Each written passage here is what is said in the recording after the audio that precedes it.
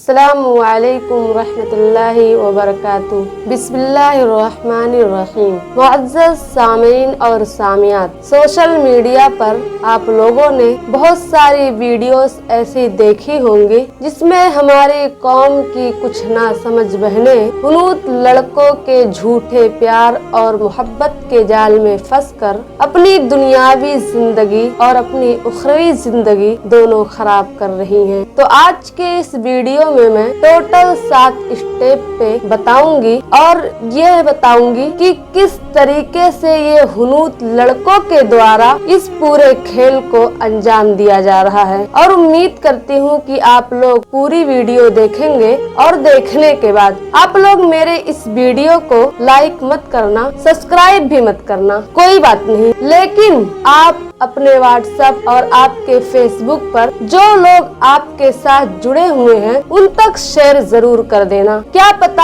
हमारे और आपके छोटी सी पहल की वजह से किसी की बहन और बेटी मुर्तद होने से बच जाए। तो आइए चलते हैं अपने असल टॉपिक की तरफ। हमारा टॉपिक है love trap step by step. ऐ उम्मते मोहम्मदिया, क्या तुम्हें खबर है कि आपके मुखालिफिन आपको नस्तो नाबूद करने के लिए किस कदर आमादा हैं? क्या आप जानते हैं कि आपके मुखालिफिन आपको तबाह बर्बाद करने के लिए अपना सब कुछ दांव पर लगा दिया है? और अगर आप नहीं जानते तो इस वीडियो को पूरा जरूर देखिएगा। लव ट्रैप में पकड़ी गई लड़कियां और फर्जी प्रोफाइल के जरिए शिकार की गई, उनके दरमियान घुसकर जानकारी के बुनियाद पर बनाई गई है। और आपको अपने नस्लों को संवारने और उनको सिराते मुस्तकीम पर लाने का आखिरी मौका क्या है? अगर आज आपने जानने की कोशिश नहीं की तो फिर कल कयामत के दिन जहन्नम में ही आपकी नींद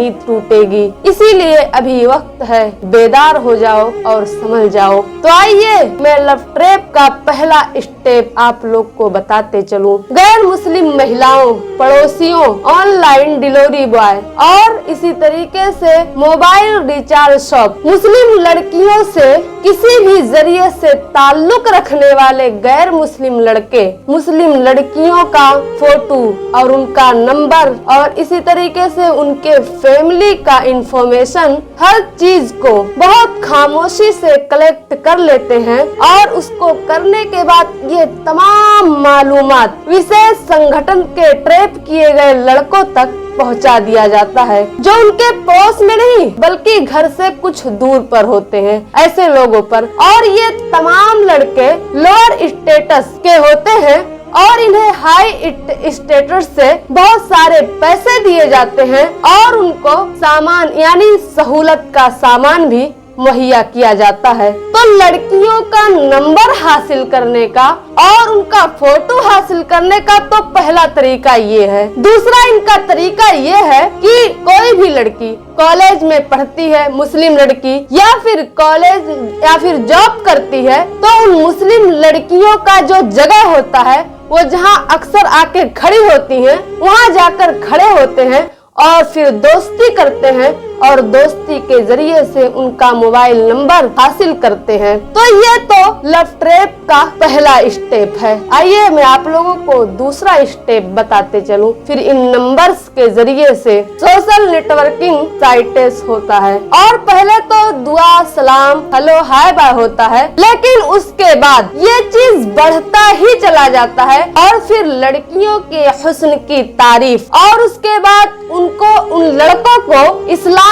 कल्चर, इस्लामी रहन सहन बहुत ज्यादा पसंद है। ये सब चीजें जो सिखाई हुई झूठी बातें होती है वो सब चीज उनसे कहा जाता है। जो झूठी बात उनको सिखाया गया होता है वो सब कुछ कहते हैं और उसके बाद ये सब सिखाए हुए बातों को करने के बाद ये सारी चीज होता है। और हुस्न की तारीफ सुनने के लिए तो बेशुमार लड़कियां पागल हैं। अगर हुस्न की तारीफ के बदले में अगर उनको खिंजीर भी खिला दिया जाए तो फिर उफ तक नहीं करेंगी, वो खुश हो जाएंगी उसी में। और इनके जहन्नमी वालिदैन कभी भी इनको इन तमाम चीजों से ना रोकते हैं ना समझाते हैं, बल्कि इनके इन तमाम तरीकों से खुश होते हैं और बहुत सी मुस्लिम लड़कियां सोशल मीडिया पर अपने आशिकों के साथ इश्को आशिकी लड़ाती हुई नजर आती हैं और वो लड़के कह देते हैं कि हमें इस्लाम का रिवाज, इस्लाम का कल्चर पसंद है, ये इन लड़कियों को लट्टू करने के लिए काफी होता है। इस पर ही वो खुश हो जाती हैं। भले से अब इन्हें चाहे इस्लाम की रिवाज को, इस्लाम की रस्म को मानती हो या ना,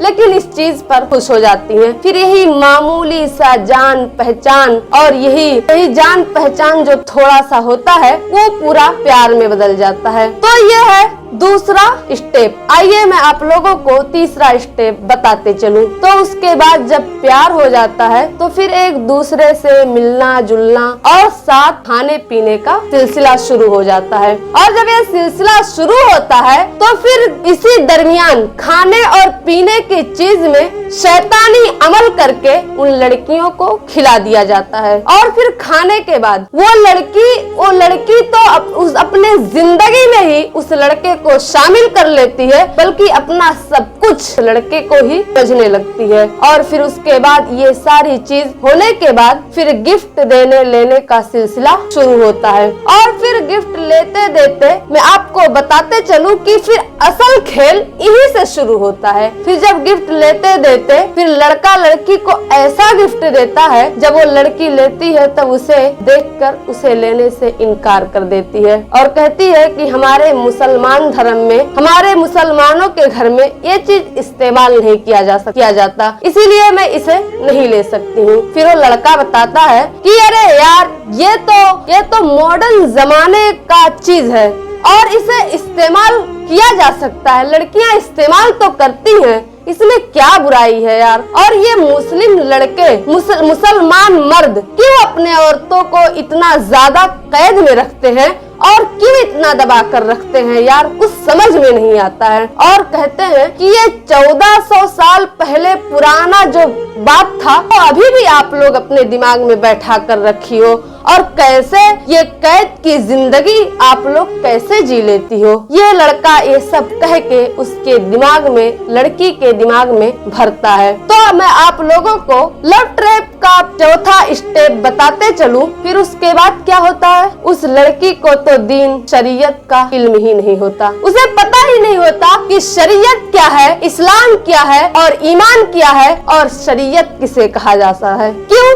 इसलिए क्योंकि उनके जो वालिदैन हैं उन्होंने कभी उनको शरीयत की तालीम देने को जरूरत ही नहीं समझा। लेकिन मैं आपको बता दूं कि शरीयत का तालीम हासिल करना ये तो बहुत जरूरी है, क्योंकि अगर इंसान इस चीज को हासिल ना करे और शरीयत और दीन के मालूमात को ना जाने तो फिर उसको कोई भी बेवकूफ बना सकता है। तो फिर ये लड़कियों के पास दीन की तालीम तो होती नहीं है, इसलिए इनके पास इन बातों का कोई जवाब नहीं होता। फिर वो लड़की एहसास कमतरी की शिकार हो जाती है और फिर एहसास कमतरी से निकलने के लिए वो सोचती है, उसको ऐसा लगता है कि उसके आजादी के असल दुश्मन के वालिदैन ही है, उसको ऐसा लगने लगता है। और फिर इसी एहसास कमतरी से निकलने की कोशिश करती है और वो सोचती है कि हमारा आजादी ये तो बिछड़ा हुआ था लेकिन अब मुझे मिल गया है। फिर उसके बाद ये मॉडर्न और बेहयाई की तरफ माइल होने लगती है और जब बेहयाई की तरफ माइल होने लगती है तो वो लड़का अपने दोस्तों से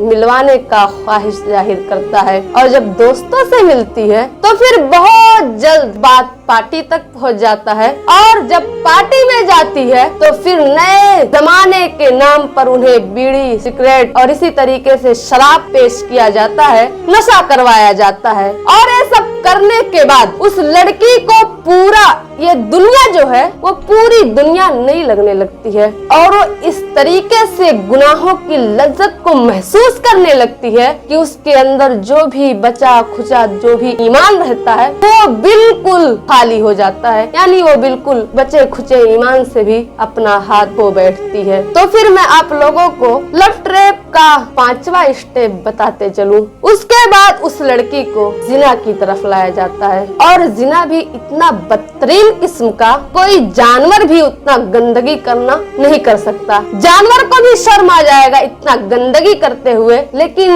इन औरतों को, इन मुस्लिम लड़कियों को शर्म नहीं आता। तो जिना की तरफ ले जाने के बाद फिर उसके बाद यही उनका असल मकसद होता है। यही इस्लाम से पीछे छुपे हुए नफरत होता है। यानी इस्लाम की नफरत में ही ये लोग ये सारे काम अंजाम देते हैं, सारा काम इस्लाम की नफरत में करते हैं। और इलाहाबाद के एक मामले में लड़का जिना के वक्त शैतानी नारे लगा रहा था और लड़की से अल्लाह अल्लाह कहलवा रहा था। नऊज बिल्लाह सुम्मा नऊज बिल्लाह, अल्लाह अल्लाह कहलवा रहा था। तो आपको लग रहा होगा कि जब वो लड़का इतना गंदगी कर चुका था तो फिर वो लड़की उसको अपनी जिंदगी में क्यों रखी हुई थी, क्यों उसको अपनी जिंदगी से निकाल कर क्यों नहीं फेंक देती थी। तो मैं आपको बता दूं कि जब इंसान पर जब शैतान हावी हो जाता है और जब इंसान शैतान बन जाता है तो उसको ये सारी चीजें तकलीफ नहीं देती है, उसको इन सारी चीजों से तकलीफ नहीं होता, बल्कि वो इससे